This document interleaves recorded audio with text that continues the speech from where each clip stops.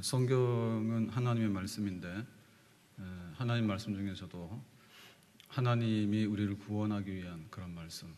그러면 하나님은 우리를 어떻게 구원하시죠? 우리를 구원하시는 메시아를 보내는데 그분은 바로 하나님의 아들 예수 그리스도죠. 그래서 구약 성경을 피든지 신약 성경을 피든지 간에 하나님의 아들 예수님이 어떤 분인가, 그분이 무엇을 하셨는가, 이제 이런 걸 알아야 되는데요. 자, 이제 신약 성경을 딱 피게 되면 하나님의 아들 예수님의 그 관한 얘기들이 쫙 기록이 돼요. 그러면 예수님의 그 생애는 어떻습니까? 출생했다는 기록이 있죠. 만약에 예수님의 출생이 없으면 그거는 인간으로 오신 우리를 구원하시는 그분이 아니거든요. 그래서 예수님의 출생이 꼭 들어가야 되고, 그 다음 뭐예요? 12살의 소년 시절에 예루살렘 성전에 부모들하고 같이 오죠, 그죠?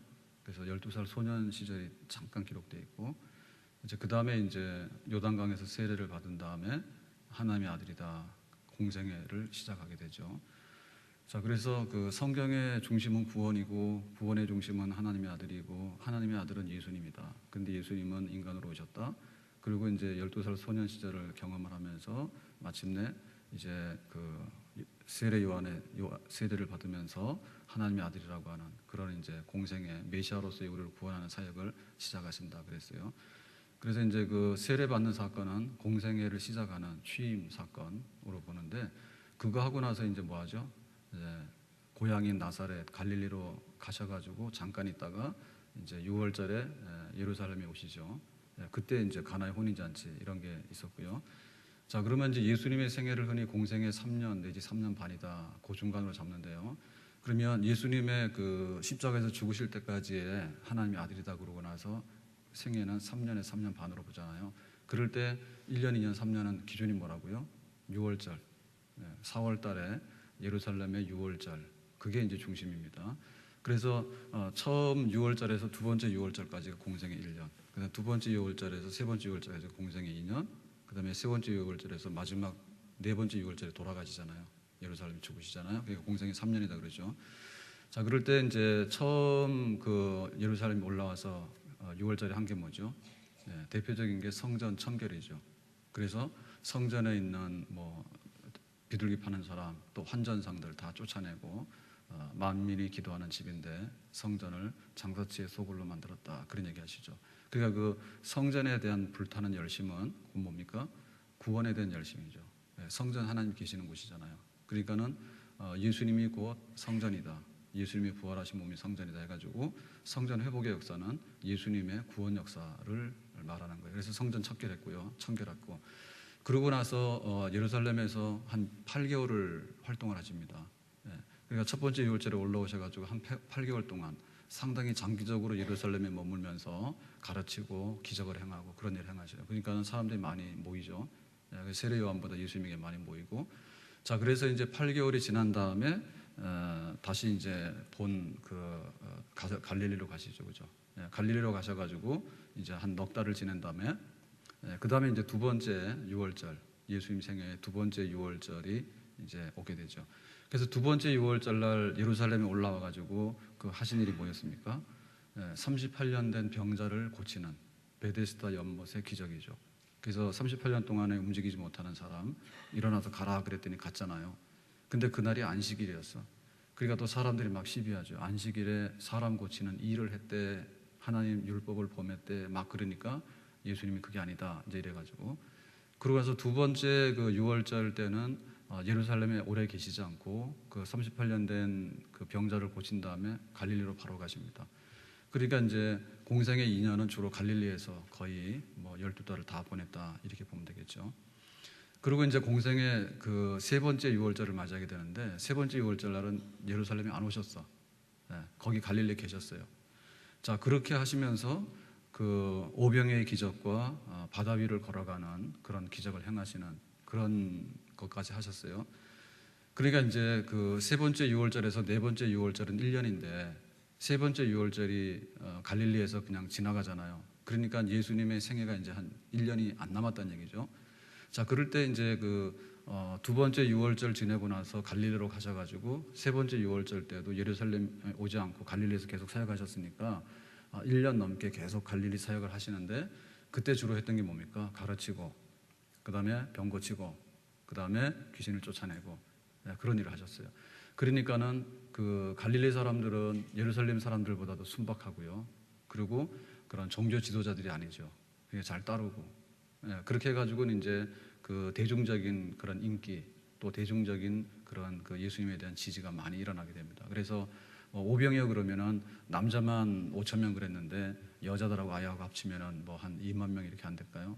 그러면 그 당시에 갈릴리 인구가 얼마였다고요? 갈릴리 인구가 한 40만 정도 다 해서, 근데 그 중에 막 몇만 명이 이렇게 막 예수님 따라서 집회를 하고 그랬으니까 그 예수님의 인기라든지 그 영향력 같은 거를 우리가 가히 짐작을 할 수 있죠.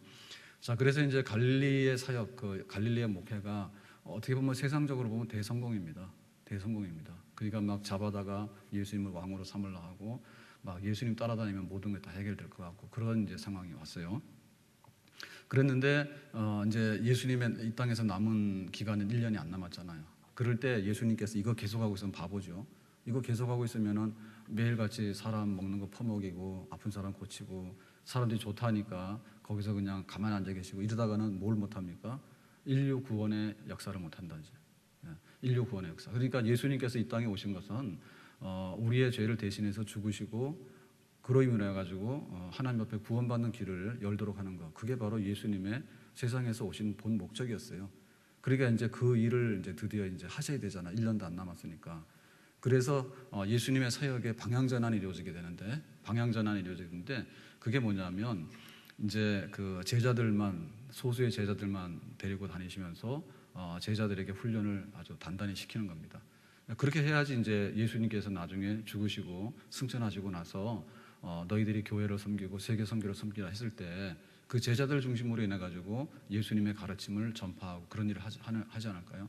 그러니까는 그냥 뭐 몇천 명이 몇만 명이 우르르 몰려온다 하더라도 흩어지는 건 일도 없거든요. 그러니까 그때부터 예수님께서 제자들만 데리고 따로 교육하시고 하는데, 그때 이제 주로 사역지가 어딘가 하면 이방 지역. 그러니까는 그 지도 다 가져오시죠. 지도 다 펴봐요. 이거 다 들어봐요. 이거 없는 건 간첩이요. 딱 시간 되면 펴놔야지. 가방 속에 넣어놓으면 어떡해요. 자, 그래서 예루살렘에 있는 쪽에가 유다 남쪽이고요. 그 다음에 위로 올라가면 갈릴리 호수 그랬는데 북쪽이고요. 그 다음에 그 가운데가 사마리아입니다. 그죠? 그런데 이 갈릴리 지역에서 예수님이 주로 사역하셨는데 갈릴리 지역 외에 두로시돈, 그죠? 두로시돈. 그 다음에 이제 그 요단강을 동쪽으로 놓고 볼 때 동쪽에는 베레아, 그죠? 베레아. 그 다음에 이제 데가볼리 이렇게 있잖아요. 그러니까는 그 예수님이 이제 저 갈릴리 호수 위로 가보면 뭐가 있냐면 헐몬산이 있고요. 헬몬산이 있고 헬몬산이 있고 그다음에 가이사라 빌립보가 있어요. 그러니까는 이 두로시돈과 가이사라 빌립보와 헬몬산 그다음에 베레아, 데가볼리 이런 지역에 주로 이제 예수님께서 앞으로 이제 남은 기간을 사역하시면서 예루살렘에 가서 고난받고 죽으시게 됩니다. 다 이제 지도 놓으세요. 잘 보세요. 자, 그랬는데 그때 이제 제자들을 데리고 소수의 제자들을 데리고 이제 방향 전환해서 그 사역하시는 하나의 그 첫 번째 사건이 뭐냐면 수로보니게 여인의 그 딸을 고치는 거, 귀신 들린 딸을 고치는 거. 흔히 성경에서 가나안 여인의 딸을 고치죠. 그때 뭐라 했습니까? 예수님께서 나는 이스라엘 사람들을 위해서 왔지 뭐 이방인 몰라 그랬잖아요. 그랬더니 두로와 시돈에 이때 걸로 가셨는데 그 여자가 뭐라 합니까? 굉장히 놀랄만한 얘기를 하죠. 개들은 주인의 상에서 떨어지는 부스러기라도 먹습니다. 그런 얘기를 하죠. 그러니까 예수님께서 야, 너 믿음 참 좋다. 그래서 네 딸 귀신 고쳐주겠다. 고쳤어요. 그래가지고 그 두로와 시돈 지역에 이방 가나안 여자, 그러니까는 그 두로와 시돈 사이에 뭐가 끼어 있었어? 사렙다라고 끼어 있잖아요. 사렙다. 사렙다 그러면 구약 성경에 사렙다 과부 얘기 나오죠. 그래서 그 사렙다 과부 그러는데 그 사렙다는 지명입니다. 지명입니다. 그래서 그 사렙다 과부가 있었던. 그러니까 그때도 그 흉년이 왔을 때 이스라엘에 막 굶어 죽는 가운데도 사렙다 과부는 엘리야 선지자를 잘 대접해가지고 3년 6개월 동안 흉년을 지내잖아요. 그가 그 이방 지역에도 은혜가 있다라고 하는 거, 그거는 굉장히 의미가 있는 거죠. 왜냐하면 기독교라고 하는 것은 어차피 유대교가 아니에요. 그러니까는 예루살렘을 떠나서 온 유대와 사마리아와 땅끝까지 가야 되잖아요. 그러니까는 제자들을 데리고 그런 이방 여자에게도 은혜 주시는 것을 보여주게 되는 그런 사건이다 이렇게 보겠죠. 자, 그 다음에 이제 어디를 가게 되냐면 성경 지도를 보면요, 갈릴리 호수 위에 가보면 가이사라 빌립보라고 있어요. 가이사라 빌립보. 그래서 이 가이사라 빌립보로 가게 되는데 이 가이사라 빌립보에 가가지고 뭘 하는가 하면 베드로가 신앙 고백을 합니다. 그러니까 이때만 하더라도 사람들이 뭡니까? 이미 예수님 많이 떠났죠. 왜 떠났어요? 예수님은 이미 많은 사람들을 우르르 몰고 다니는 것에 대해서 관심이 없어. 그러니까 이제 그 사람들이 예수님을 떠나게 되는데 그 갈릴리 사역이 인기가 계속 올라가면 끝까지 올라갈 수 있는 건 아닙니다. 뭐냐면은 그 예루살렘에 있는 바리새인들이나 또 제사장들이나 이런 사람들은 예수에 대해서 항상 정탐을 하고 있는 거예요. 무슨 또 시끄럽게 하는 얘기를 할까? 이런 거를 항상 하고 있는 거예요. 그래서 보내가지고 예수님을 시비 걸고 뭐 예수님이 누구냐, 뭐 왜 안식일을 어기냐, 뭐 왜 율법을 어기냐, 뭐 이런 얘기 계속 하잖아요. 그러니까는 그 예수님에 대한 이런 분위기가 그 예수가 메시아라고 하는 데 있어서 찬물을 끼얹는 이제 이런 거를 계속 하게 되죠. 그러니까 사람들이 쭉쭉 빠져나가죠. 그리고 예수님께서도 관심이 없어. 그런데 그러니까는 이 가이사랴 빌립보 와가지고 사람들이 나를 누구라 하냐 그랬더니 베드로가 그러잖아요. 주는 그리스도시요 살아계신 하나님의 아들입니다. 그 고백을 하게 되죠. 그러니까 그게 이제 그 교회의 기초입니다. 주는 그리스도시요 살아계신 하나님의 아들이다. 얼마나 정답입니까? 예수님이 누구요? 예수님은 살아계신 하나님의 아들이에요. 그래서 예수님께서 말씀하시기를 내가 이 반석 위에 교회를 세우리니 음부의 권세가 이기지 못하리라 그랬어요. 반석. 자, 그래서 그 베드로의 그 신앙 고백인데 그것은 우리의 신앙 고백이에요. 그러니까는 야, 베드로 너 대단하다. 네가 한 것은 네 생각을 한 게 아니라 성령께서 너에게 주신 은혜였다. 이제 이런 말씀하시죠. 그래서 반석 위에 교회를 세운다는데 그 반석은 뭐냐면 베드로 개인 인격이 아니고 베드로가 했던 신앙 고백입니다. 그래서 그 베드로를 개인으로 본 것이 바로 천주교의 전통이에요. 천주교에서 교황이 있는데 교황이 지금 모든 교회를 대표하잖아요. 그래서 그 교황의 위로 쭉 올라가 보면 1대 교황이 누굽니까? 1대 교황이 베드로야. 그럼 1대 교황이 왜 베드로냐 할 때 예수님께서 베드로에게 너는 천국의 열쇠를 줬다. 이 반석 위에, 반석이라는 말이 베드로란 말입니다. 페트로. 그래서 베드로 반석 위에 교회를 세운다니까 베드로 다음에 교황한 그 교회가 진짜 교회다. 이런 식으로 얘기를 하는데 그건 잘못된 거예요. 베드로가 그 나중에 예수님 모른다고 부인도 하고 막 그랬잖아. 그러니까 저거 가짜라니까. 그래서 베드로의 신앙 고백이 옳다는 거죠. 신앙 고백이. 그러니까 예수님께서 세우신 교회는 베드로의 후계자들이 서가지고 교황이 이렇게 하고 뭐 화려하게 해서 나온 그게 아니라 예수님은 우리의 하나님의 아들로 우리의 구주이십니다 라고 하는 그 신앙 고백이 진짜 교회인 줄로 믿습니다. 그래서 가이사랴 빌립보에서요 그 신앙 고백을 하게 돼요. 그러니까 이거는 대단히 의미가 있는 거지. 지금까지는 막 5,000명 먹이면 좋아가지고 막 그러고 흥분하고 막 그랬거든. 그런데 베드로 네가 신앙 고백한 거는 진짜 잘한 거야. 그거는 바로 진짜 교회의 모습이야. 그래요. 그러니까 그때 예수님께서 뭐라냐면 비로소 내가 고난받고 죽어야 된다라는 얘기를 하셔. 예수님의 순환에 대해서 처음으로 얘기하셔. 그러니까 예수님이 세례 요한의 세례를 받으시고 그 다음에 첫 유월절을 지내시고 두 번째 유월 지내시고 세 번째 유월을 지내시고 3년이 지나갔잖아. 이미 3년이 한참 지나간 어느 날 나는 고난받고 죽어야 된다 얘기를 해요. 그러니까는 베드로하고 제자들하고 어떻게 되겠어요? 박수를 치는 게 아니라 아이고 망했다. 그러니까 또 성질 급한 베드로가 뭐랍니까? 주님 그리하시면 안 됩니다. 절대로 그런 일이 일어나면 안 됩니다. 그거는 뭐죠? 뭐 예수님을 위한 말이기도 하지만은 자기 자신이 출세길이 막힌 거예요 지금. 자기들은 지금 이 로마의 수탈과 억압에서 벗어나는데 메시아 고물을 건질 건데 예수님이 그분으로 믿었단 말이지. 그러니까 예수님이 행하시는 거 이런 걸 보니까 뭐 로마 사람들 한 주먹거리도 안 될 것 같아. 언젠가 마음만 먹으면 콱 물리치고 우리를 독립해가지고 다윗이 이루었던 그 영광스러운 나라를 지금 재건할 것 같은데 그러고는 지금 속에 막 이렇게 언제 한 자리 하는가 이런 기대를 가지고 예수님 막 따라다니고 있는데 고난받고 죽어진다 이러니까 그리 마옵소서. 그런 일은 절대로 일어나서는 안 됩니다. 그랬죠. 그랬더니 사탄아 물러가라 그랬잖아. 그래서 예수님께서 비로소 공개적으로 고난받고 죽는다는 얘기를 했어. 그러니까는 인기가 어때요? 인기가 더 떨어지지. 지금까지 예수님에 대한 거는 뭐예요? 뭐 예수님 따라다니면 뭐 좋은 게 생기는 게 이랬는데 고난받고 죽는다고? 그거 뭐 우리가 안 한다 해서 사람들이 싹 빠져나갔다. 자, 그래가지고는 그 어디로 가게 되는가 하면 변화산으로 가게 돼요.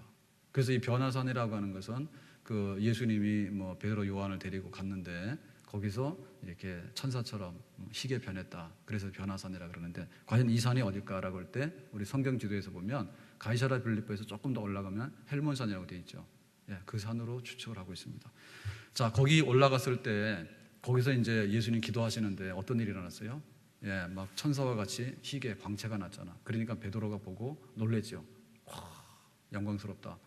예, 그래서 여기다가 초막을 짓고 그냥 살았으면 좋겠다. 그랬더니 안 된다. 가자 그러잖아요. 세상에 할 일만이니까. 지금 예수님이 고난받고 죽으셔야 된다는 얘기는 예루살렘 가서 빨리 고난받고 죽으셔야 돼. 근데 제자들 눈치 못 챘어. 그러니까 여기다가 막 천막 치고 오래도록 삽시다 그랬더니 안 된다 했잖아. 그때 하늘에서 어떤 소리가 들려옵니까? 이는 내 사랑하는 아들이다.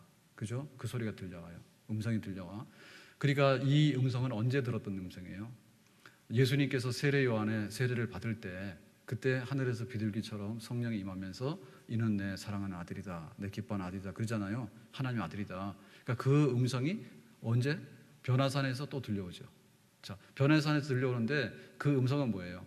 하나님의 아들이라고 하는 확인을 다시 해주는 거고, 그리고 하나님의 아들이 해야 될 일이 뭐예요? 하나님의 아들은 이 땅에 와서 우리의 죄값을 지고 죽으시는 일을 해야 돼. 그러니까 그것은 예수님에게 상당히 용기를 주는 동시에 또 예수님이 뭘 해야 될 것인가를 알려주는 음성이기도 하죠. 그래서 이 변화산에서 은혜를 받았는데 예수님은 마음에 결정한 대로 이제 예루살렘으로 가서 내가 고난받고 죽는다. 그걸 이제 실행에 옮기게 되는 겁니다.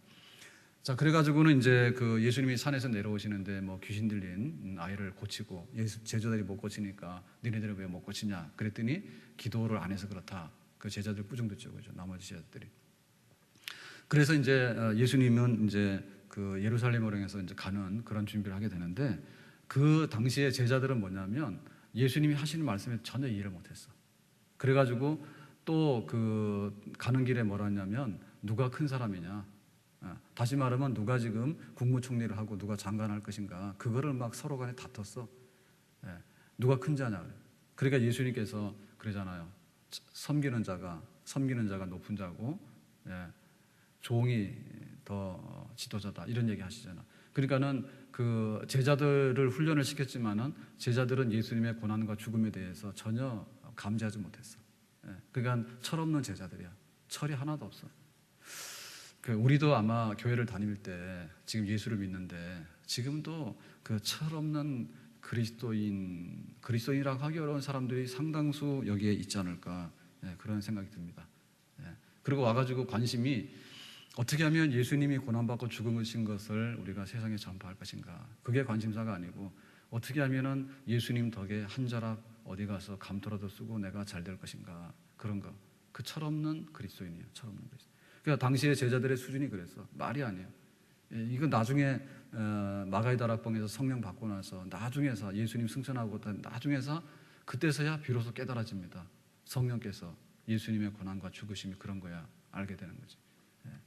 자, 그래서 제자들은 그 무슨 뜻인지도 모르는 가운데 지들끼리 막 싸우고 있고, 그런데 예수님은 마음에 결정하셨고, 자, 그래가지고 드디어 이제 예수님이 예루살렘을 가게 되는데 그게 언젠가 하면 10월 달입니다. 10월 달. 10월 달에는 유대인의 3대 절기가 있는데 그 3대 절기 중에서 초막절이 있는 절기예요.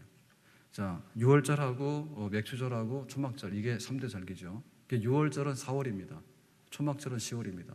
근데 6월절에는 안 갔잖아. 마지막 6월절에. 그죠? 세 번째 6월절에 안 갔잖아요. 그죠? 그리고는 몇 달을 지낸 거죠. 몇 달을 지내다가 10월쯤이니까 거의 5, 6, 7, 8, 9, 10, 한 6개월 지났죠. 그러니까 이제 예수님의 그 생애가 6개월밖에 안 남았어. 우리가 알고 있는 그걸로 계산해 보면. 그러니까 10월경에 6개월 정도를 남겨두고 예수님이 이제 마지막으로 예루살렘 여행을 가는 거예요. 그때가 뭐냐면 초막절에 맞춰서 가는 겁니다. 초막절. 초막절은 무슨 절기예요? 초막절은 그야말로 그 광야에 나가가지고 천막을 치고 그 1년 동안 농사진 거를 다 거두고 감사하고, 그리고 그 애굽에서 나와서 광야를 방황하던 백성들이 가나안 땅에 들어가서 복락을 누리게 된 것에 감사해서 지내는 그런 절기였죠. 1년 중에 이제 세 번째 절기 중에 세 번째죠, 그죠? 자, 그래서 그 초막절에 이제 예루살렘으로 가게 되는데 6개월밖에 안 남았어요, 예수님의 생애가. 그때 예루살렘으로 마지막 올라가는 과정에서 일어났던 사건들이 뭐냐면, 사마리아를 통과할 때, 사마리아를 요단강 건너서 보통 가잖아요. 요단강을 건너서 이 대가볼리 지역으로 가요. 왜? 사마리아 사람들 꼴 보기 싫어가지고 더럽다고. 그랬는데 그때 예수님이 사마리아를 통과한다고. 그랬더니 사마리아 사람들이 이렇게 영접을 잘 안 했어. 잠자리도 잘 제공 안 하고 그랬어. 그랬더니 요한이 화가 나가지고 쟤네들 불벼락을 쳐요. 그랬더니 그래 하지 마라, 용서해라, 이런 사건이 있었고요. 그 다음에 이제 10명의 문둥병자를 고칩니다.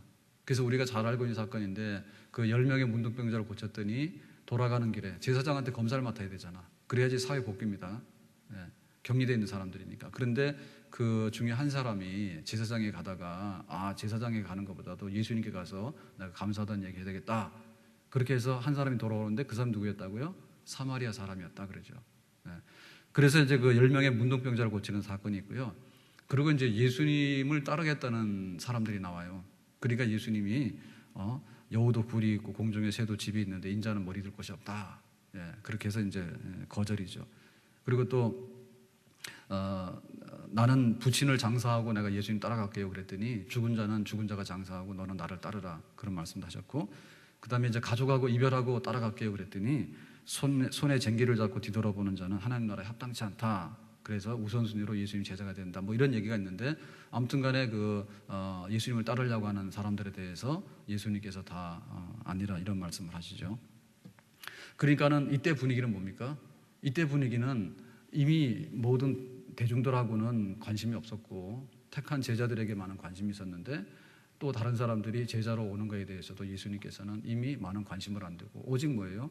이제 십자가의 고난과 죽음을 향해서 가는 그런 마음의 결단이 있었다는 걸 알 수 있어요. 그리고 이제 초막절에 이제 예수님이 드디어 예루살렘에 나타나셨어. 자, 그러니까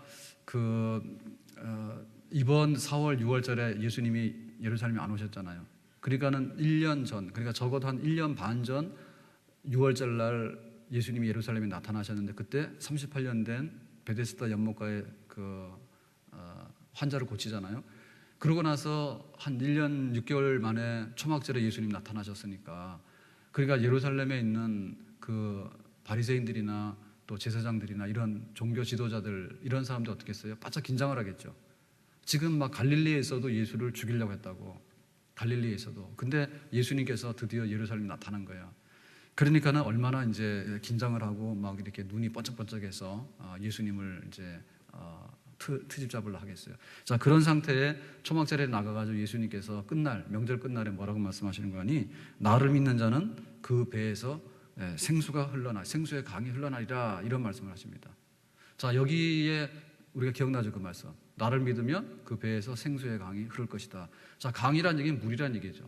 초막절날 왜 강 얘기하고 물 얘기를 왜 해요? 그거는 그 초막절이 천막치고 광야에 나가 있는 그런 절기인데, 그때 초막절에 뭐를 하는가 하면, 실로암 연못에서 물을 길어다가 성전 제단 옆에다가 붓는 의식이 있었어요, 초막절에. 그러니까는 그 광야 생활에서는 물이 굉장히 귀하잖아요. 그러니까 그 물을 얻었다는 얘기는 하나님의 능력으로 살았다는 얘기죠, 그죠? 그러니까 그거를 다시 이렇게 재현하는 겁니다. 그래서 이제 실로암 못에 그 물을 갖다가 제단에다 붓는 그런 물 붓는 의식이 있어요, 초막절 절기 마지막에. 그러니까 클라이막스야, 그게 초막절 클라이막스야. 근데 그때 예수님이 딱 나타나가지고 나를 믿는 자는 생수의 강이 너희 배에서 흘러나올 거라 그랬어.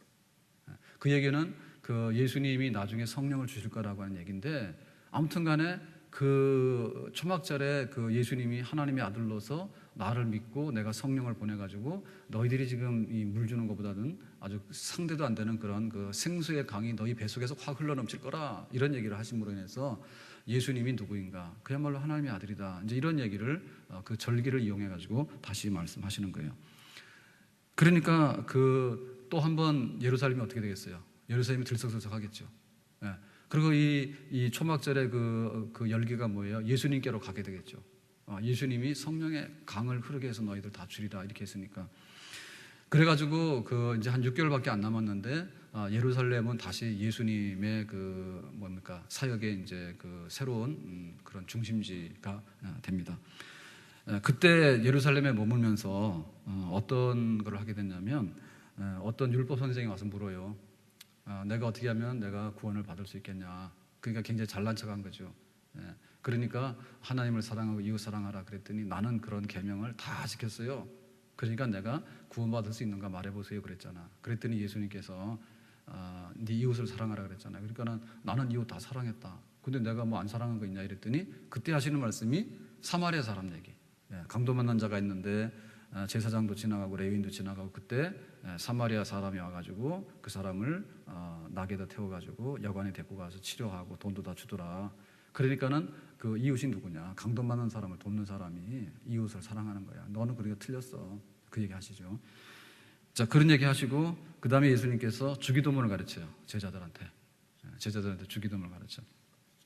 그러고 나서 이제 12월 달이 됐어요. 그러니까 이제 10월 달에 초막절에 이제 올라가셨는데 12월이 됐는데 그때 뭐라냐면 소경을 고칩니다.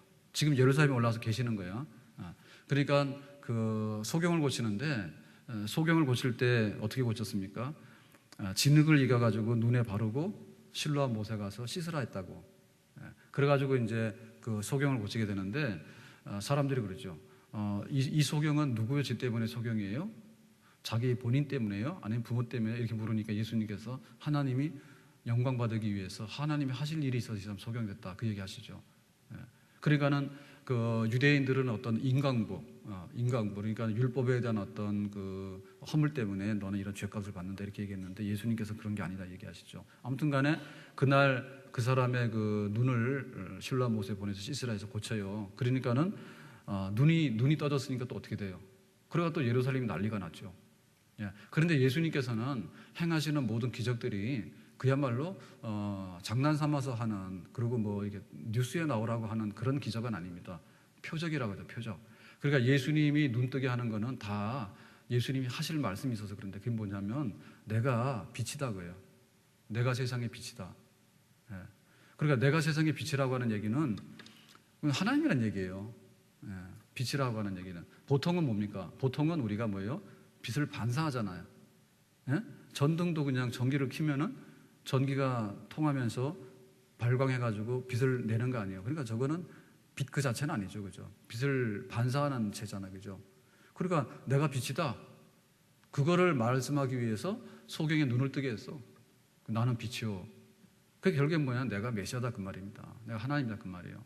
그러니까는 그 예루살렘의 예수에 대한 그런 어떤 인기는 굉장히 또 올라가게 되고 또 예루살렘에 있는 당국자들이 볼 땐 뭐예요? 골치 아픈 예수가 나타나가지고 또 이제 이런 일을 함으로 인해 가지고 우리가 또 속이 부글부글 끓고 이제 이런 게 있게 되죠. 그때 그 12월 25일이 되면 수전절인데 수전절이 돼가지고 예수님께서 선한 목자에 대한 말씀을 하십니다. 나는 선한 목자라. 나 외에는 다 싹군이고 나는 양의 문이고 이 문으로 들어오지 않은 것들은 다 내 양이 아니다. 뭐 이런 말씀하시잖아요. 싹군은 도망가고 이런 얘기 하시잖아요. 그때 이제 그 절기가 수전절인데요. 12월 달입니다. 12월 달. 그러면 이제 다음 해 4월 달이 6월절인데 그때 예수님께서 죽으시는 거예요. 그러니까 그 수전절은 무슨 절기냐면 수전 깨끗하게 하다. 뭐를요? 성전을 깨끗하게 하다. 그래서 그 솔로몬의 성전이 불탄 다음에 포로로 잡혀갔다가 와서 제2의 솔로몬 성전 세운 게 수르바벨이에요. 그래서 뭐 제2성전 혹은 수르바벨 성전 그러는데 그 성전이 그 흐지부지 다 없어지잖아요 나중에. 그러니까는 그 예수님 당대에는 헤롯 왕이 자기가 유대인의 환심을 사기 위해 성전을 짓고 있잖아요. 근데 그 헤롯이 성전을 짓기 전에 어떤 일이 있었는가 하면 그 마카비가 독립운동을 해가지고 잠깐 그 한 100여 년 동안에 독립을 쟁취하는 때가 있어요. 그게 주전 165년입니다. 주전 165년. 그러니까 그때 그 이방인에 의해서 더럽혀졌던 성전을 다시 깨끗하게 회복해가지고 하나님께 바친 날이 바로 수전절이에요. 그거는 유대인의 3대 절기는 아니지만 굉장히 그 전에 그 예수님 100년, 150년 전에 있었던 성전을 이방인한테 뺏어가지고 깨끗하게 했던 그런 날로 유대인들은 지키고 있었거든요. 그러니까 중요한 날이죠, 수전절. 그때 또 나타나셔서 아까 말하는 그 나는 선한 목자다 그런 얘기를 하시죠. 그러니까는 그 이때부터는 예수님이 주로 뭐냐면 나는 목자다, 선한 목자다, 나는 메시아다 그 말이에요. 나는 빛이다, 뭐 이런 얘기를 계속 하시게 되죠. 자, 그래가지고 이제 그 예수님은 아예 죽을 각오를 하고 또 당국자들은 이제 죽일 기회를 엿보고 있고 이런 상황인데 그때 하나의 놀라운 사건이 벌어집니다. 그게 뭐냐면 나사로를 살리는 사건이 일어나게 돼요. 예, 나사로를. 그러니까 나사로를 살리는 사건은 예수님이 죽기 전 한 3개월 전의 사건이에요. 자, 나사로가 죽었는데 우리가 성경에 아는 대로 예수님이 가서 나사로의 무덤 앞에서 뭐라 하죠? 자, 무덤 앞에 있는 돌을 치워라. 그리고 이제 이거 뭐 합니까? 죽었는데 나흘이 돼가 냄새나고 썩었는데 그랬더니 믿어라. 그리고 예수님께서 나사로에 나오라 그러잖아요. 그러니까 나사로가 나왔죠. 그럼 나사로 살았다고. 그 자매들이 누구예요? 예, 마르다와 마리아죠. 예. 그러니까 나사로를 살리는 그 사건이 나게 되는데 나사로를 살리게 되니까 어떻게 됐어요? 막 예수님을 기대하는 사람들에게는 아주 결정적이죠. 그동안 예수님을 한 3년 동안 겪어봤더니 막 이렇게 눈도 뜨게 하고 또 갈릴리에서 뭐 이렇게 막 풍랑도 조용히 하고 5,000명 먹이고 온갖 얘기들이 다 있었는데 드디어 이제 예수님이 예루살렘에 올라오셔가지고 이제 나사로까지를 살려내는 그런 일을 하니까 죽은 자를 살린다는 얘기는 뭐예요? 끝장 봤다는 얘기죠. 그러니까는 뭐 인간들한테 보여줄 그 중에서 죽은 자를 살리면 끝난 거야. 이제 더 이상 할 게 없는 거예요. 뭘 더 해요? 할 게 없잖아. 예, 성경에 보면 뭐예요? 사망은 마지막 원수라 했잖아. 예, 그러니까 우리 인간이 겪고 있는 우리 삶의 그런 고통 중에서 죽음에 이르는 고통이 제일 크잖아요. 그 죽음은 다 한 줌의 흙으로 돌아 끝나는 거잖아. 그런데 하나님의 구원이 임할 때 죽은 자가 살아난다 했잖아. 그러니까 나사로가 죽은 지 나흘 만에 살아나는 역사가 있으니까 예수님을 믿었던 사람들한테는 결정적인 거죠. 이것도 틀림없다 이렇게 된 거고요. 예수님을 미워했던 그 유대교의 종교 지도자는 뭐예요? 이거 놔뒀다가는 우리가 진짜 망하겠다. 이제는 더 이상 우리가 망설일 필요가 없다 해서 예수 잡아서 죽이자 그런 거예요. 체포령이 내렸다고. 그러니까 예수님이 그때 여기 예루살렘에 있으면 잡혀서 죽을 것 같아. 그때 어디로 가냐면 에브라임 산지로 피신합니다. 에브라임 산지로. 그리고 에브라임 산지에 피신해 있다가 요단강 동쪽에 있는 베레아 지역에 가서 한 3개월 동안을 계시면서 일을 하셔요. 그리고 6월절이 돼가지고 예루살렘에 오셔가지고 고난받고 죽으셔요. 네. 그 공생이 거의 끝나는 얘기 이제 끝나갑니다. 좋죠? 좋기는 지금 예수님 잡혀서 죽는다는데 뭐가 좋아? 슬프지. 그러니까는 왜 예수님이 나사로 살리고 나서 왜 체포령이 내리니까 도망갔느냐? 그거는 한결같아요. 6월절 날 죽으셔야 돼. 그냥 죽으면 안 돼. 에? 보라 세상 죄를 지고 가는 하나님의 어린 양이로다 그랬잖아요. 그러니까는 그 6월절 날 그 어린 양의 피를 통해서 애굽에서 구원받은 이스라엘 백성들의 얘기가 있잖아요. 그죠?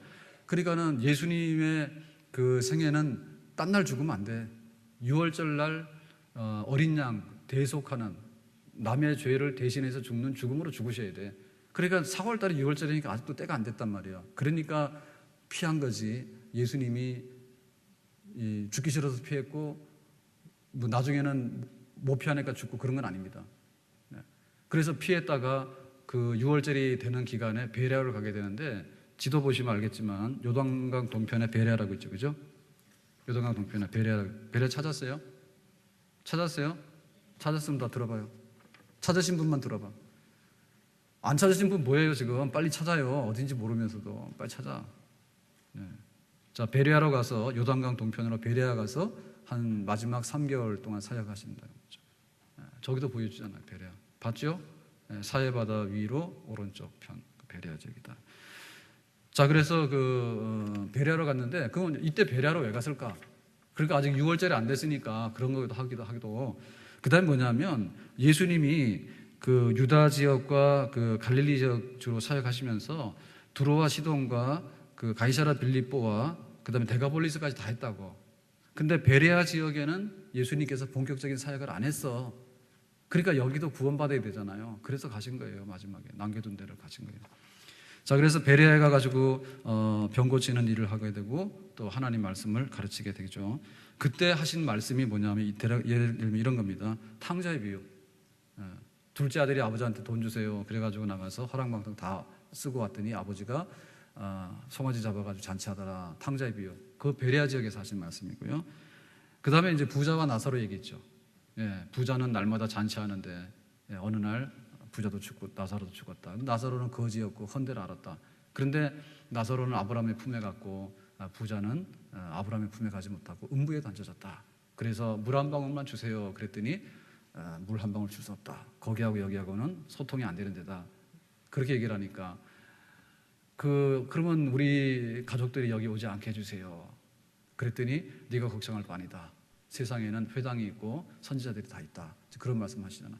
그래서 우리가 부자와 나사로, 거지 나사로의 얘기를 보면 우리가 이런 얘기, 예수 믿어서 나사로는 구원받았고 부자는 예수를 안 믿어서 구원 안 받았다는데 그 말은 쌩 거짓말이요. 거기 그런 말이 어딨어. 그런 말 없어요. 그래서 거기 부자와 그 거지 나사로의 얘기는 재물, 물질에 관해서 이 부자가 자기는 잔치하면서 쓰레기통에는 갖다 버렸는데 자기 집 대문간에 앉아있는 나사로한테는 음식 남은 찌꺼기라도 안 줬다니까. 그것이 본 말씀입니다. 본 말씀입니다. 물론 우리가 빗대서 할 수는 있겠죠. 빗대서 예수 안 믿으면 지옥 가고, 믿으면 지옥 가고, 아니 안 믿으면 지옥 가고, 믿으면 뭐 천국 가고 그렇게 할 수 있지만은, 그러니까 예수님이 그 당시 하신 말씀은 나를 믿으면 지옥 가고 천국 가고 그런 얘기는 아니었어. 그러니까 베레아에서 이제 그런 말씀하신 거죠. 탕자의 비유, 뭐 거지와 나사로의 비유. 그 다음에 이제 포도원 품꾼에 대한 비유 얘기하시죠. 포도원에 일꾼을 부르는데 그 일꾼들이 자, 우리로 말하면 아침 6시에 문을 열어요. 오전 6시에. 그러면은 9시에 이제 일꾼을 부르죠. 그럼 뭐예요? 그게 삼시야, 삼시. 오전 9시가 3시간이 지났다, 삼시. 그 다음에 6시간 뭐예요? 정오. 그 다음에 9시간 뭐예요? 오후 3시. 그죠? 그래가지고 다 불렀어. 일을 시켰어. 그랬는데 마지막에 주인이 11시에도 불렀대. 11시 뭐예요? 오후 5시. 문 닫기 전에 부른 거예요. 그래가지고는 딱 와서 하루 품삯을 줄게 해가지고 하루 품삯에 데나리온이죠, 한 데나리온. 그래 다 줬어. 그랬더니 아침에 일찍 와서 오전 9시부터 일한 놈이 화가 났죠. 얘는 오후 5시에 왔는데 나하고 똑같냐 했더니 그거는 주인이 넉넉하게 주니까 네가 시비하지 마라 그랬잖아. 너는 하루 일하면 품삯 받았으면 됐으니까 덤으로 받은 사람한테 대해서 시비 걸지 말아 하죠. 그래서 뭐예요? 하나님의 나라가 정말 들어가기에는 과분한 사람들이 들어가게 되는 이러한 하나님 나라다, 믿음으로. 그게 이제 포도 품꾼 비유 아니에요? 그런 얘기를 하셨어. 그러니까 그런 얘기를 하신 게 뭐예요? 예수님이 죽으시기 불과 3개월 이전에 마지막 베레아 지역에서 예수님께서 행하시는 말씀들이다, 그렇게 봅니다. 자, 그래가지고 이제 그 베레아 지역에서도요, 예수님에 대한 그런 인기 내지는 예수님을 추종하는 무리들이 굉장히 많았어. 근데 역시 예수님은 여기 베레아에서 계속 계시면 안 되죠. 자, 예수님의 마음의 결심 뭐예요? 이번 4월, 6월절에 예루살렘에 가서 내가 고난받고 죽는다. 그게 예수님 목적이야. 그래서 이제 다시 어디를 와야 돼요? 요단강 동편에서 요단강을 건너와야 되잖아. 자, 요단강을 건너오게 되면은 딱 들어가는 데가 뭐예요? 여리고예요, 여리고. 보여요? 서해 바다 위에 딱 보면 여리고 보이죠? 자, 이 여리고에서 누구를 만납니까? 키 작은 삭개오 만난다. 그게 여리고 사건이에요, 여리고 사건. 그러니까는 그 뽕나무에 올라갔다 삭개오가, 근데 너 내려와라. 그래갖고 삭개오가 예수님 모시고 자기 집에 갔죠. 그 얘기가 예수님께서 이제 베레아 사역을 끝내고 6월절에 예루살렘 가는 길에 그 여리고에 들어가가지고 했던 그런 얘기. 그 보면 그 성경 보면 그 왜 삭개오가 세리죠. 그래가 왜 그러냐는 것은 이해가 되어지는데, 그 여리고가 동쪽에서 들어오는 거의 관문이에요. 갈릴리 그러면 가버나움이고. 그러니까 거기에 뭐예요? 세금 받을 일이 많지. 그러니까 세리지. 근데 이 사람이 이제 키가 작았다 하는데, 예를 들면 우리가 뽕나무 올라갔다 하잖아. 근데 우리나라 뽕나무 생각하면 안 돼. 번역을 뽕나무라 해놓은 거지. 그게 그 당시에 그 가로수로 썼던 나무예요. 굉장히 높은 나무예요. 야, 성경에 그 나사로가 키도 작았다는데 뽕나무에 올라갔는데 뭐가 보일까? 안 보이지, 당연히. 그건 큰 가로수에 올라가서 내려다본 거예요. 그러니까 예수님께서 뭐예요? 삭개오야 내려오라. 그래가지고는 집에 갔는데 집에 갔다는 얘기는 뭐죠? 집에 갔다는 얘기는 영접했다는 얘기예요. 그러니까 마음에 나쁜 마음이 있으면 영접 안 해. 그러니까 우호적인 관계, 그런 관계, 예수님을 영접하는 관계. 그래가지고는 회개하잖아요. 내가 소유의 절반을 가난한 사람들한테 줄 것이고 내가 토지 관계에 있으면 4배로 갚을 것이다. 그런 얘기 하잖아. 그러니까는 삭개오는 회개함으로 인해서 예수님 영접했고 그로 인해서 너는 오늘 구원을 받았다. 이런 얘기가 삭개오의 집에서 이루어진 얘기예요. 그러니까 우리가 예수 믿는 사건은 이런 사건들입니다. 내가 예수 믿게 되면요, 죄 청산 안 하면 예수 믿는 게 아니에요. 죄 청산 안 하면.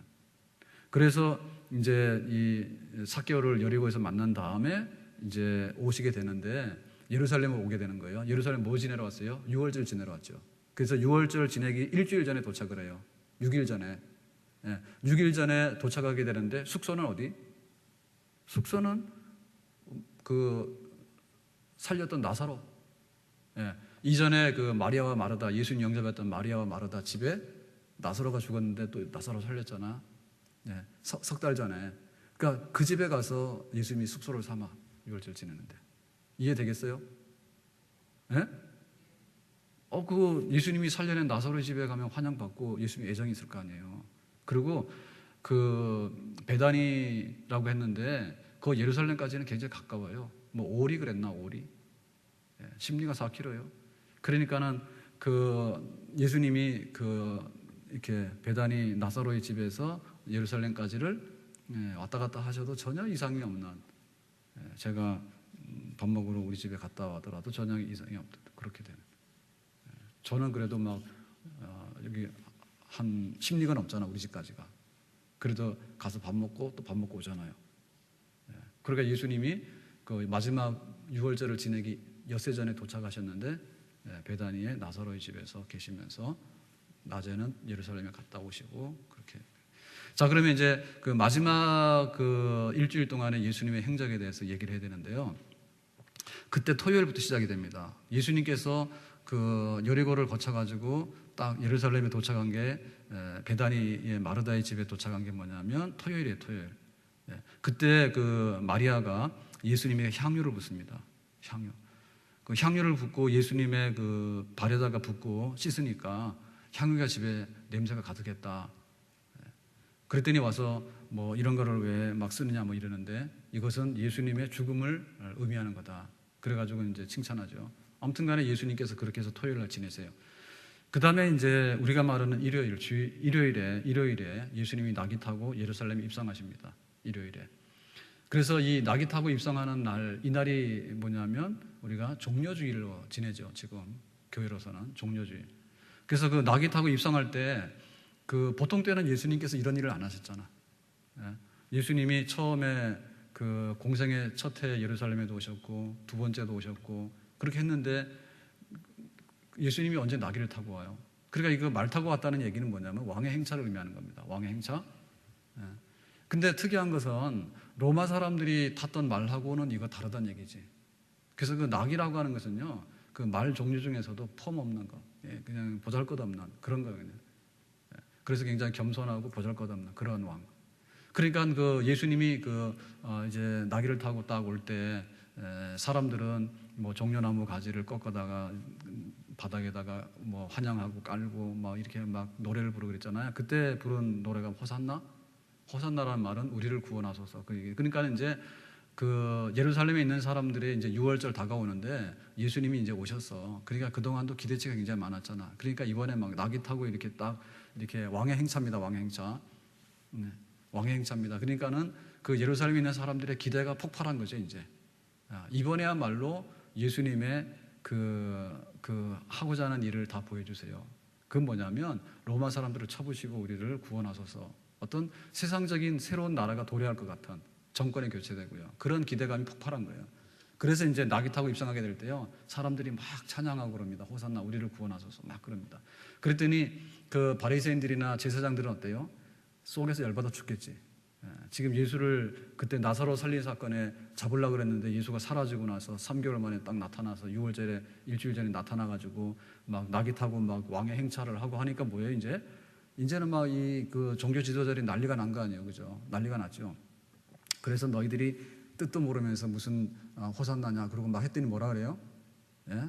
입 다물라 그랬더니 뭐라 합니까? 예, 사람들의 입을 다물게 하면 돌의 입을 열어서라도 찬양케 할 것이다 그랬잖아. 그 말이 그 말입니다. 예? 그러니까 그 당국자들이 볼 때는 어때요? 예수는 막 이 시끄러운 존재라. 그런데 막 사람들이 거기에 막 흥분해가지고 막 우리를 구원하는 왕이시여, 막 빨리 막 우리를 어떻게 해주세요, 막 이렇게 막 하니까 막 입 다물어라 이랬는데 예수님께서 입 다물면은 돌의 입을 열어서라도 찬양케 할 것이다. 그런 얘기죠. 그러니까 그 예루살렘에 낙이 타고 입성할 때 분위기를 대략 아시겠어요? 예, 굉장히 열광적이고 초라하긴 했지만은 굉장히 기대치가 많았던 그런 입성이었습니다. 근데 그 왕은 뭐예요? 나귀를 탔잖아요. 그러니까 이거는 무슨 정복자가 아닙니다.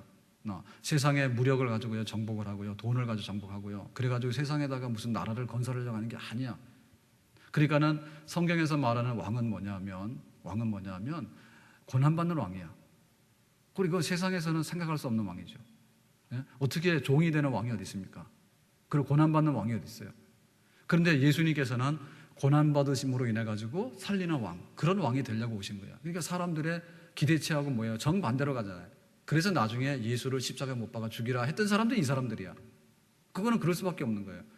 그러니까 왕이 왔다고 해서 막 환영하고 노래를 불렀는데 어떻게 된 게 그 왕이 고난받아 죽냐 말이죠. 그러니까 에이 죽어라 그런 거 아니에요. 그러니까 예수님께서는 원래 왕인데 그거는 세상 죄를 지고 가는 어린 양인데 그 어린 양이 왕이에요. 어린 양이 뭐 사자가 왕이 아니야. 예? 그리고 그 구약 성경에 보더라도 여자의 후손이 와서 그렇게 써놨잖아요. 그리고 이사야서에 보면은 고난받는 종, 고난받는 종. 그 고난받는 종은 굉장히 막 심각하게 고난받아 죽는 그랬어요. 그게 바로 왕이란 얘기, 진짜 왕이란 얘기죠. 그러니까는 그 예수님이 하나님으로서 우리를 살리고 예수님이 하나님으로서 새로운 하늘과 새로운 땅을 만들고 예수님이 하나님으로서 죽은 자를 살리는 그런 하나님 나라 왕국을 건설해요. 확실히 건설합니다. 그러니까 하나님이 통치하시고 하나님이 왕 되시는 그런 나라, 예수님 왕 되신 나라를 건설하시는데 건설하는 방법이 세상에 칼을 들고 와가지고 돈과 칼과 군대를 거느리고 와서 상대방을 제압하고 승리해가지고 이루는 나라의 왕과는 전혀 다른 그런 왕해서는 안 된다는 말이죠. 그러니까 예수님은 정상적으로 고난받는 종으로서의 왕의 길을 가는 거예요. 근데 사람들이 거기에 대해서 이해를 못한 거예요. 그러니까 예수님에 대한 환호와 기대가 어느 날 뭐가 분노와 실망감으로 표출이 되는 거죠. 그러니까 예수를 십자가에 죽이라 처형해라 그렇게 돼버리는 거예요. 몰랐기 때문에. 자, 그래서 이제 그 일요일에 낙이 타고 입성하게 되는데 그 다음날 월요일 날 예수님이 뭘 하게 된가 하면 자, 저녁이 되면 어디로 와요? 나사로의 집, 마리아의 집에 오죠, 그죠? 그래가지고 거기서 계시다가 또 이제 예루살렘 가시는 거예요. 그때 길에서 무화과 나무를 보죠. 그러면서 예수님께 저주하십니다. 쟤는 잎사귀만 무성하고 열매가 없구나. 너는 죽어야 되겠다. 그랬더니 어느 날 보니까 죽은 거예요. 예수님께서 왜 막 이렇게 길거리 지나가다 기분 나쁘다고 무화과를 저주해 죽게 합니까? 그것은 이제 예수님이 며칠 안 남았거든요. 며칠 안 남았는데 화요일 날 하신 일인데, 월요일 날 하신 일인데요. 월요일 날 그 왜 있는가 하면 포도원이나 무화과는 이스라엘을 상징하는 것들이에요. 이스라엘 상징하는 거예요. 그러니까 그 무화과는 잎만 무성하면 안 되고 열매가 있어야 돼. 근데 잎만 무성하고 열매가 없다는 얘기지. 그게 뭐냐면 하나님 백성 이스라엘의 꼴이 그렇다 얘기예요. 이스라엘의 꼴이. 겉으로는 성전도 있고 겉으로는 율법도 있고 성경 다 있고 선지자 다 있는데 속으로는 뭐냐면 하나님을 경외하는 모습이 없더라. 그러니까 하나님의 구원이 여기 없겠다. 껍데기만 멀쩡하다 그 얘기죠. 그래서 이거는 구원이 없는 저주받은 거다. 그거를 말씀하실 때 그 무화과 나무의 저주를 통해서 그거를 깨닫게 해주신 거지. 그러니까 그 정도로 뭡니까 지금 예수님이 죽어야 될 이유가 그거지.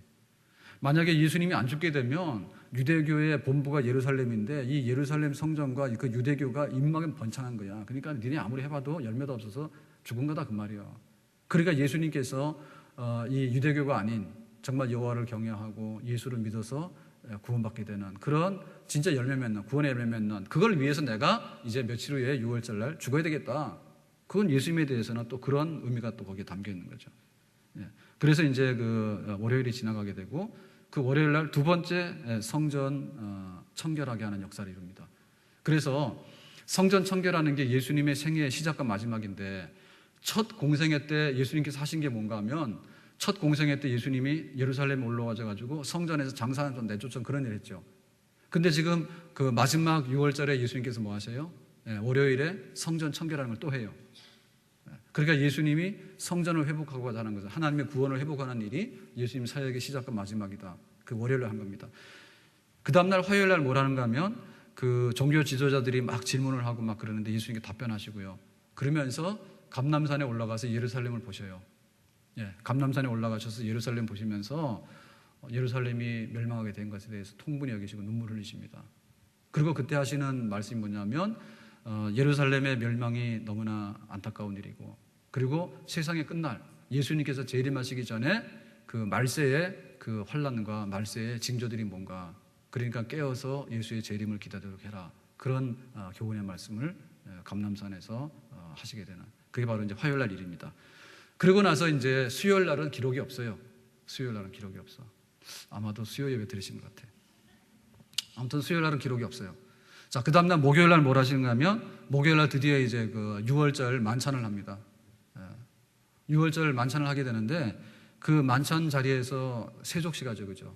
제자들의 발을 씻겨주시고 그리고 내가 너희를 사랑한 것처럼 너희를 사랑하라고 얘기하시고 그리고 이제 그 6월절 만찬 하시는데 그 6월절 만찬 때 떡과 포도주를 주시잖아. 그러면서 이것은 내가 너희와 맺은 새로운 언약이다 이런 얘기하시죠. 그래서 이날 밤에 맺었던 그 6월절 만찬이 지금 우리 성찬이 된 겁니다. 성찬이.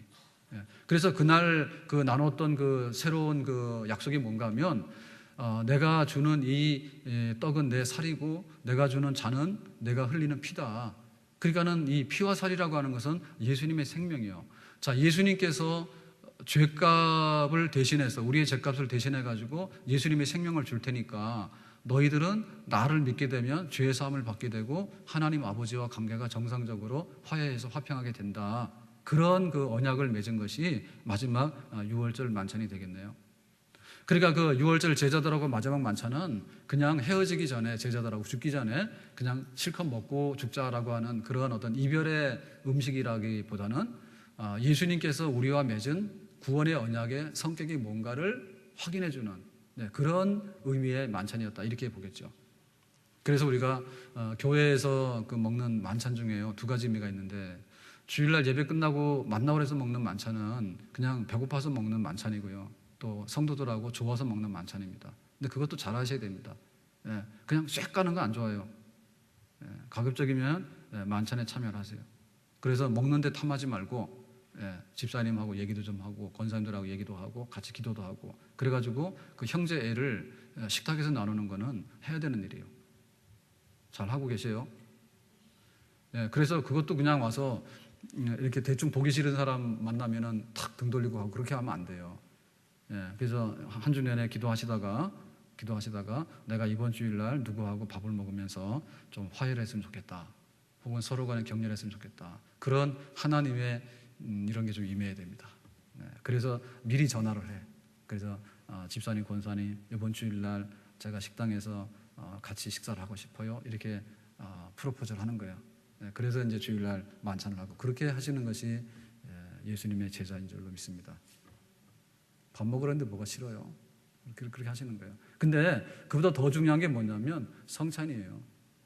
예수님 날 위해서 생명 내놓으셨고 내가 예수님 위해서 내가 살겠다. 이제 나는 예수님과 한 피를 받았고 교회 우리 형제들은 예수님 안에서 피를 나눈 형제들이다. 그 성찬. 그러니까 그 의미를 예수님께서 제자들하고 마지막에 나누신 거죠.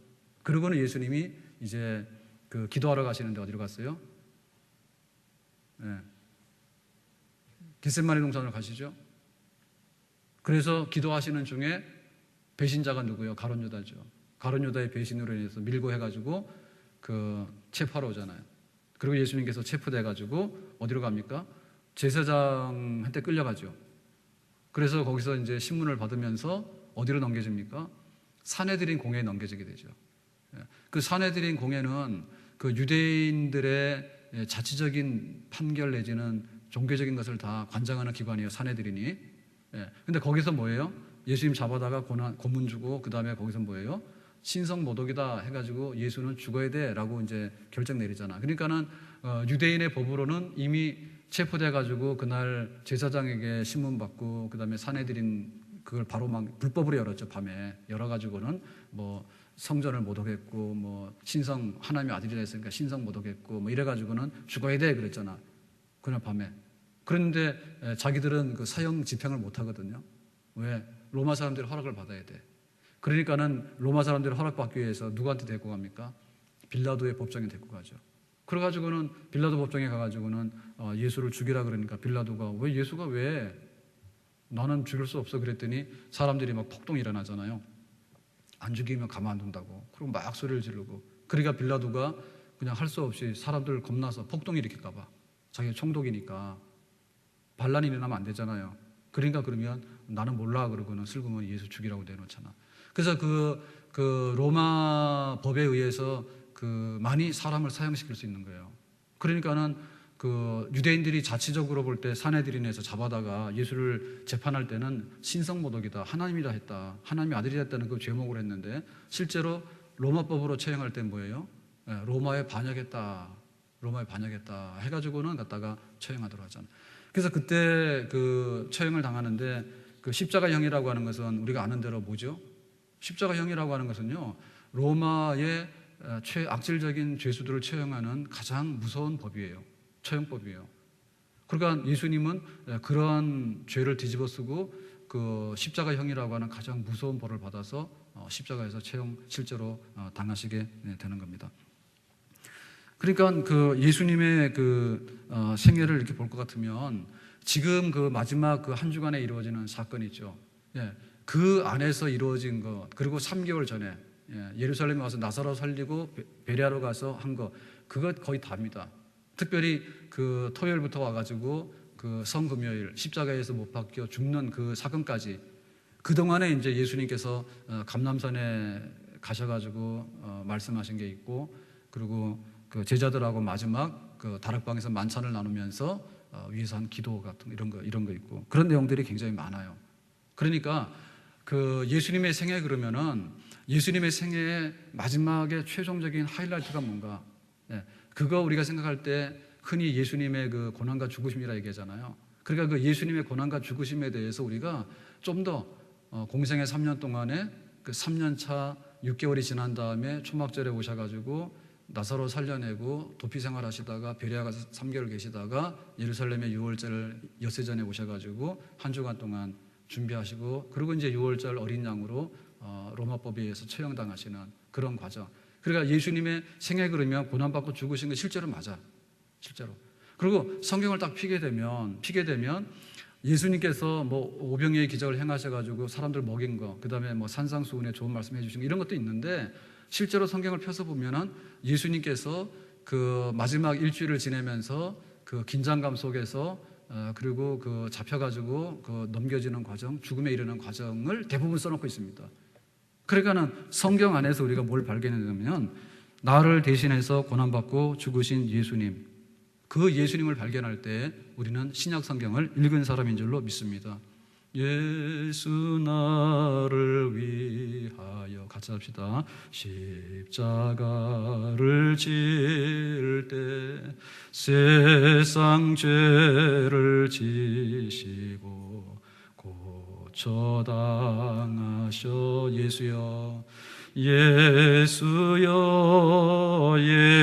예수여 나의 죄 위하여 보배 피를 흘리니 죄인 받으소.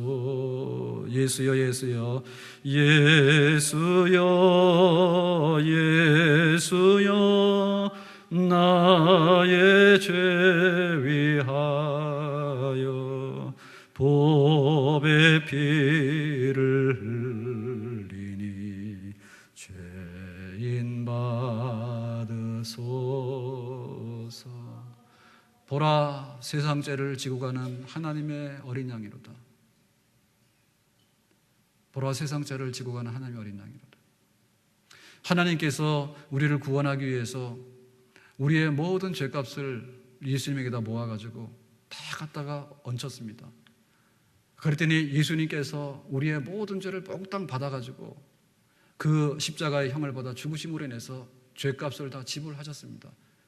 그렇기 때문에 하나님과 우리 사이에 화해되는 관계가, 하나님께서 우리에게 주시는 영생의 생명의 선물이 예수의 이름으로 우리에게 임한 줄로 믿습니다. 그러니까 그 예수님에 관한 기록이 바로 신약 성경의 기록이고, 그 기록이 바로 이 복음서에 관한 기록인데요. 이 복음서의 기록 중에서 예수님의 그 공생애 중에서 마지막 한 주간 동안 예수님께서 피값으로 걸어가시면서 그 길을 포기하지 않고, 첫 번째 아담 뭐라 했습니까? 첫 번째 아담은 선악과를 먹지 말라 하니까 먹어버렸잖아. 내가 하나님하고 같아진다고 하니까 거기에 쏘가가지고 말이에요, 선악과를 먹었잖아. 그러니까 첫 번째 아담은 오히려 자기도 죽을 뿐만 아니라 모든 인류에게 사망이라고 하는 짐을 갖다가 던져줬어요. 얹혀줬어, 우리한테. 그런데 두 번째 아담으로 오신 예수님께서는 죄가 하나도 없으신 하나님의 아들인데 인류의 모든 죄를 몽땅 받아 감당하심으로 인해 가지고 우리에게 살릴 수 있는 그런 길을 예수님께서 열어주셨으니까 예수님의말로 우리의 구주가 되시고 예수님의말로 성경의 진짜 주인공이 되시는 줄로 믿습니다. 성경의 이야기는요, 예수님의 생애에 관한 얘기예요. 그리고 예수님의 생애에 관한 얘기의 마지막은요, 고난받고 죽으심에 관한 얘기입니다. 그리고 예수의 고난받고 죽으심은요, 예수가 누구이고 무엇을 하셨는가를요 잘 알려주는 거예요. 그러니까 내가 예수를 믿는다 할 때 그 말은 뭐냐면 예수가 누구인가를 믿는다는 얘기예요. 예수님은 하나님의 아들인 줄로 믿습니다. 우리 인간을 구원하기 위해서 이 천하고 죄인된 모습에 인간으로 모습을 오신 하나님인 줄로 믿습니다. 예수가 누구인가라고 말할 때 예수는 그냥 착한 선생이 아니라면, 예수는 돈 많은 재벌가가 아니고요, 예수는 그냥 권력이 많은 그런 야심가나 정치가가 아니에요. 예수는 우리를 대신하기 위해서 오신 인간 하나님의 아들, 그분이 바로 예수인 줄로 믿습니다. 그리고 예수님께서 하신 일이 뭐냐라고 할 때 예수님께서 하신 일은 많은 것을 하셨지만은 그것을 마지막에 하시기 위해서 보여주신 것이거든요. 마지막에 하신 일은 우리의 죄를 청산하시는, 순종해서 고난받고 죽으심으로 우리의 죄를 대신해서 청산해 주신, 그래서 우리에게 구원의 길을 열어주신 분, 그분이 바로 예수님이고 그분이 바로 우리를 위해서 하신 십자가가 바로 예수님이 우리를 대신해서 하신 일인 줄로 믿습니다. 오늘 우리 안에 성경을 읽으면서요, 늘 예수님의 발자취를 우리가 따라가고, 그리고 마지막에 결론은 뭐냐면 주님 너무나 고마운데요, 어떻게 하나님의 아들이 인간으로 오셨지요? 그리고 우리가 감당해야 될 그 죽음에 부패하고 썩어져가는 그런 비참함을 예수님께서 대신 감당하셨죠. 너무나 고맙습니다. 그로 인해서 우리가 하나님 앞에 구원의 길이 열리게 되었습니다. 주님 감사합니다. 그렇게 해서 성경을 딱 읽는다면 우리는 진짜 성경의 얘기를 읽을 수 있는 그런 참다운 하나님의 자녀가 된 줄로 믿습니다. 기도합시다.